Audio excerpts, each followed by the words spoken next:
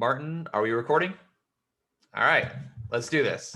Hello, everybody, and welcome to episode 6 of WTF Wednesdays, where I, Trevor Dillon, your host and Frida Cinema programmer, discusses a weird, wild, or wacky film from our ever-expanding streaming library over at thefridacinema.org.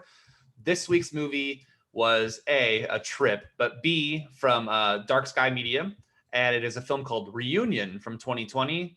Brand new movie, like I said, streaming on our site. Hopefully you have watched the film and you are now watching this discussion.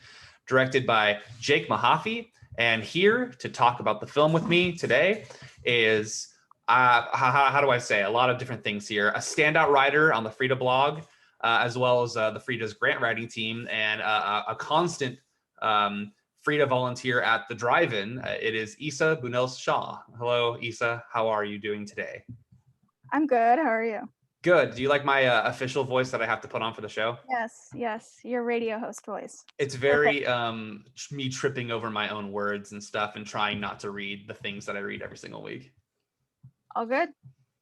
And this is the first time I've ever opened up an episode with the view on both of us. It's usually just me, and okay. then I edit to both. So the YouTube watchers get to watch you sit there and when I introduce you while you're sitting there.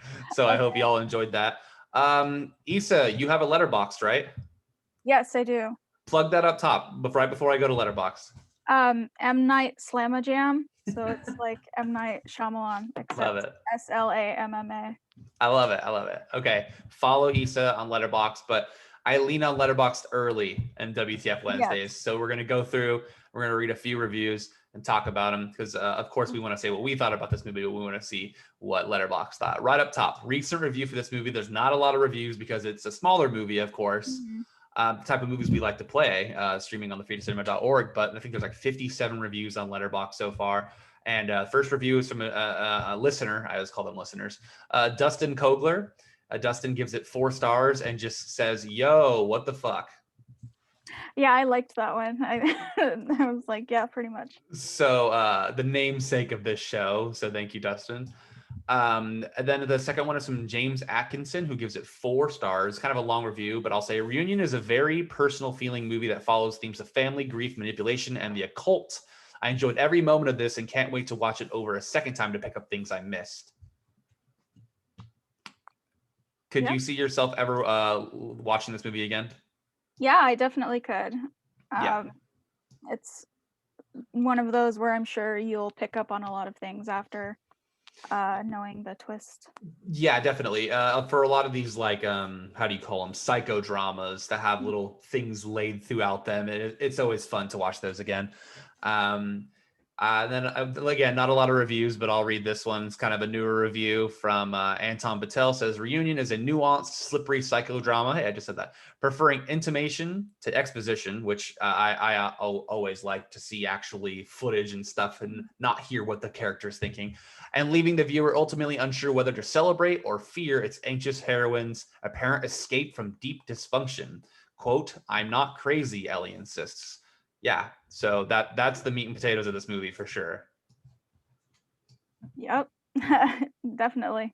How do you feel about Gothic horror movies? Do you like movies like in this genre with like the staircase and the wallpaper and the I don't know, was there a chandelier in this movie? There should have been a chandelier.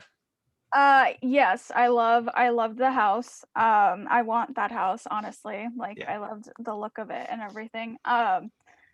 Yeah, I love an ambient movie that just kind of, especially one that makes like the building or the setting almost a character in itself, which definitely was in this film for sure. Yeah, absolutely. Gothic horror, I'm a fan of genre movies. So Gothic horror, the more specific we can get within a genre, the subgenre, the second it started and I saw the windows, what are those called? What are those windows called that are like in churches? Stained glass? Yeah, stained glass windows, and especially the staircase. I was like, okay, great. We have an amazing setting here. So we're like halfway there for a horror movie, in my opinion.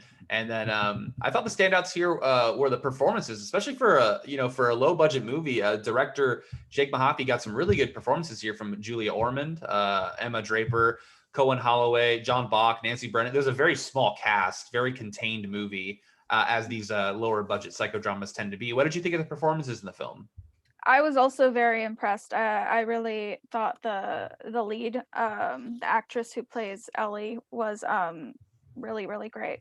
I thought she did a lot of, because throughout a lot of it, she's also just like acting just by herself. It's her reactions to what she thinks she's seeing, or the house, or all that. So I thought it really came through. Very cool. Yeah, I thought she was great. Let's check out what Julie Ormond's in. I think I'm gonna assume she's a New Zealand actress or actor. Yeah, I'm not familiar with New Zealand's cinema, so. Yeah, so it looks like Julie Ormond has been in the Curious Case of Benjamin Button. Okay. Was in the David Lynch film Inland Empire. And then probably had a bit role when she was younger in Legends of the Fall, the Brad Pitt movie. And she was also in the Lindsay Lohan classic I Know Who Killed Me. Oh, okay.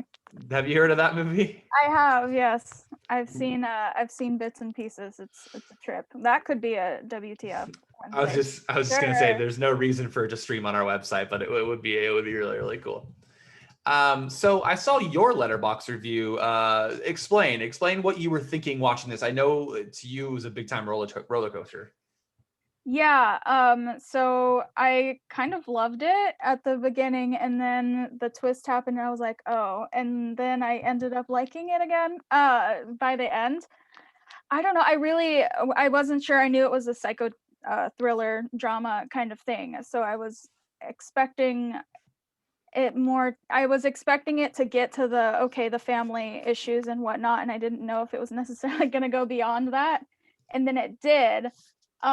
Which it felt really late in the game, I guess, but and then the twist, I don't know, I feel like it's such an easy out sometimes to have it be like, oh, it was a cult in the basement, or like, whatever, that kind of thing. Yeah. Sorry, Ari Aster, but and I thought, but then by the end, I started thinking about it more, and I was like, I think I still like it. It was really the closing shots that I was like, okay, Yeah, as a filmmaker, it's tough to stay away from the occult stuff. It's like you mentioned, like a Midsommar or a Hereditary, both have that, and those are the two most popular horror movies that have come out in the past 5 years. And House of the Devil is one of my favorite horror movies, and Rosemary's Baby. And so when it got to where it got to, I was like, I mean, yeah, this is kind of where I thought this was going. So it was a little disappointing, but I think I keep forgetting this gentleman's name. I apologize. I think Jake Mahaff has a very steady hand. He made this movie for very cheap in New Zealand. Like I mentioned, got really, really good performances out of it. It has an amazing poster. But I'm with you. MPI Media, Wyatt Alstead, who we love working with at the Frida, sent us a screener. I had no idea what the movie was about. I know you didn't have any idea what the movie was about. So once it really got weird, and it didn't take very long to get really, really weird with a lot of flashbacks and stuff, and some of the, I think, was it flash forwards too. Great job of atmosphere. I was really, really, how do I say this without like kind of making it a backhanded compliment? I was pleasantly surprised by the movie, definitely in the end. Yeah, I agree. I mean, it's true. I don't even know if it was a flash forward. It was just kind of like time was fluid, and that's one thing I really, really enjoyed was there was one shot when she was opening the door and there was a mirror next to her, and so she was looking in the room, but the mirror was reflecting her childhood self and her sister. So it was like the same shot, the same room, but showing the two different times in her life. So I thought that was really interesting. Yeah, so it reminded me of a movie that came out earlier this year with Emily Mortimer called Relic. Have you heard of Relic or seen Relic? I've heard the name. Yeah, it was a big, right when the pandemic broke out, IFC was like the only studio playing movies at drive-ins. So you would see like The Wretched or Relic be like the #1 movie in the country. And you'd be like, what is this? Yeah, because they were literally the only ones who would be playing, kind of. I mean, I don't mean, there were other movies playing, but those are the ones that people were going to see. And that one is weirdly a Australian film, which is, I know, not New Zealand, but it was that one has a mother, a daughter, a big house, strange noises, weird dreams. But what this movie touches on In a way, it's a little more what's the word?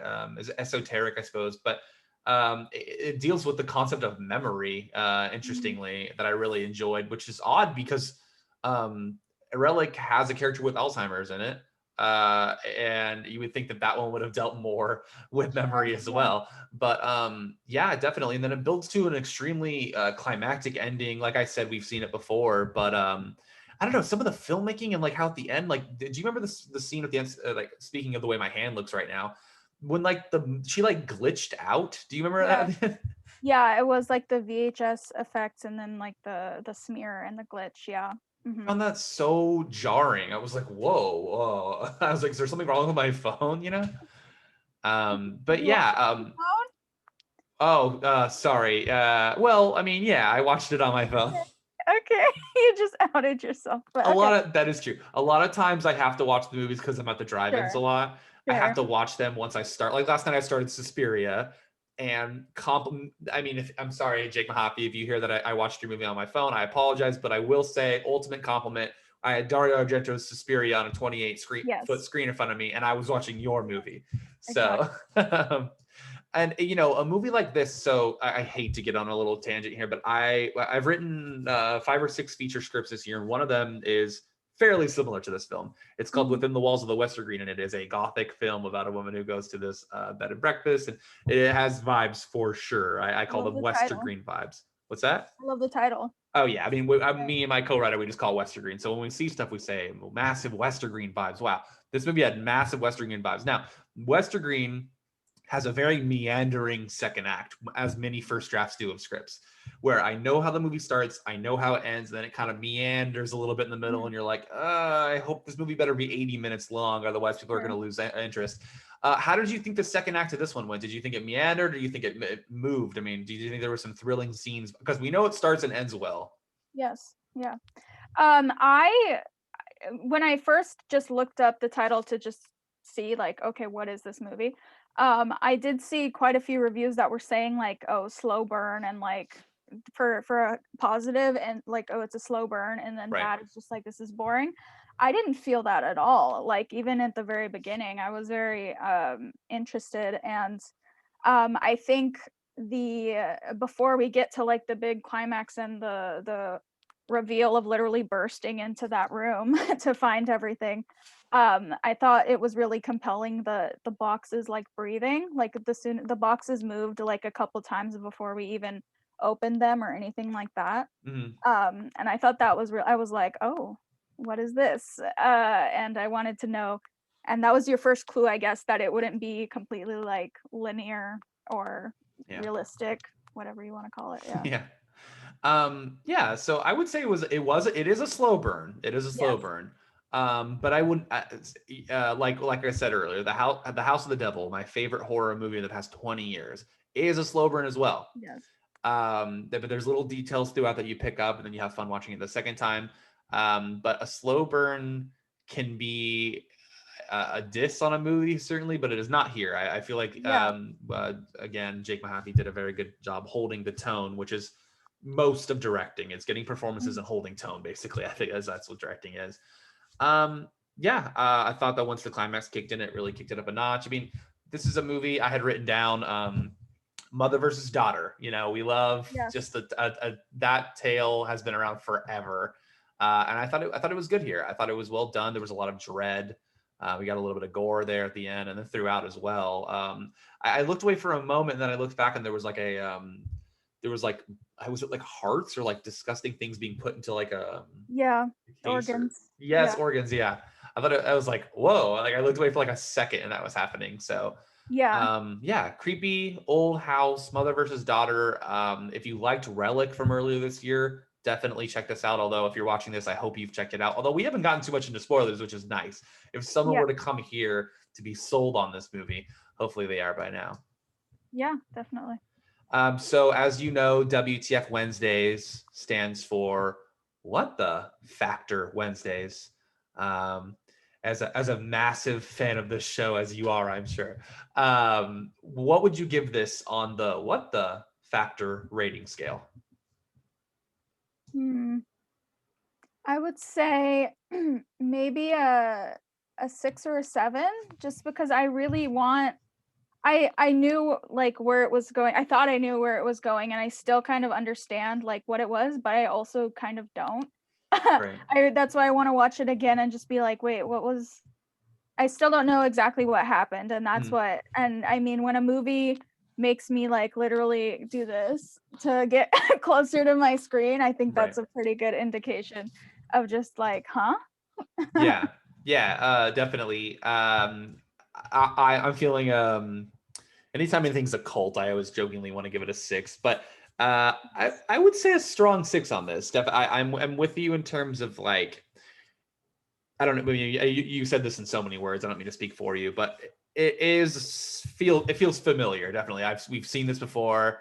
But the one thing that I will say is I'm looking forward to whatever this young director is. I would say young director if they haven't made a lot of movies. This man could be 7 years old, Yeah. but it looks like he's made a couple of features. He's made movies and shorts even as far back as 2008. So I want to see, and he also has made a movie called Midwinter, which is very funny, like Midsummer, but it was before Nice. Midsummer. Yeah, So he beat Ari to the punch on that one. But I want to see what else. Like a lot of these WTF Wednesday movies, even if they don't hit the mark, they're the movies that we should be playing at the Frida because a lot of them are yeah. newer filmmakers that need a platform to have their movie be seen, and people Yeah. can go rent it for like $9 or whatever on our site. And I think that fans of horror will like it, and if they don't, he's definitely a director to watch going forward.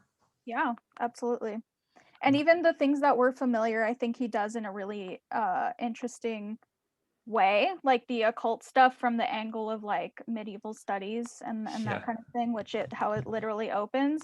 yeah, I thought was fascinating because that's also something I'm just like generally interested in. Like I really love history, and like I'm like, can I see her research? Like if she was a real person, I'm like, I want to read what you are doing, because that was an interesting tie-in, and to see like, okay, how is this going to play into the story? yeah. And I also, you're referring to the very beginning of the movie when it was like kind of like a slideshow almost, and And I her was like, lecture playing, yeah. yeah, I was like, I don't think I've ever seen a movie open like this. This is very interesting. So, yeah, while it's familiar to this very specific genre, it definitely brought a lot of new stuff to the table. So you give it a 7. I give it a Yeah, 6. yeah. It's pretty good. I don't write down the past scores, but that's pretty good. That we've definitely had movies that have scored slightly higher. We've had stuff that's scored much lower. So you're right there in the middle. Reunion, congratulations. Isa, I told you this would be very easy. It was just a very, very easy conversation to have. Do you have anything that you want to plug before we get out of here? Just the Frida writing blog. We have a lot of great writers, a variety of things. We've got stuff from Twilight to analyses of Suspiria and all that good stuff. Yeah. Love letters, love poems to Suspiria, top 10 list, all that good stuff. So check it out. Absolutely. And I know that your genre of choice is animation, or you told me that's not a genre, huh?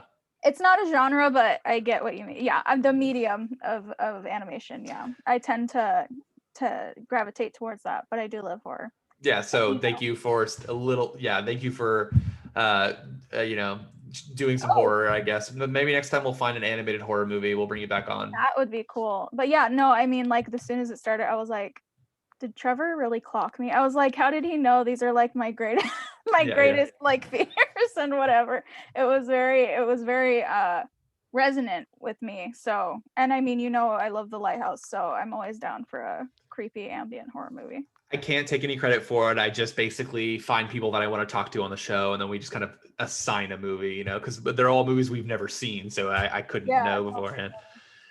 Thank you for coming on the show. I had one more thing that oh, did you see the movie we streamed way early in the pandemic, like in May of 2020? It's almost May of 2021 now.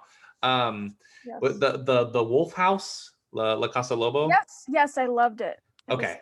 incredible. So that was kind of like a weird surrealist, almost Yes. horror. Yeah. Okay. Cool. So that'll be really, really. Yeah. I haven't checked that out yet, so that's still on my list for 2020. It's incredible. It's really like I haven't seen a film like it, like even in the animation medium. It's really resonant. Like I want to watch it again and then cry because it's really creepy. Awesome. So check out Reunion, check out La Casa Lobo. And thank you, Isa, for coming on the show and talking to me. And that will do it for episode 6 of WTF Wednesdays. I haven't thought of a catchphrase to sign us out. So Isa, go ahead and say your catchphrase. Oh my gosh. Why would you do this to me? How could you do this to me? What the? Bye. Bye.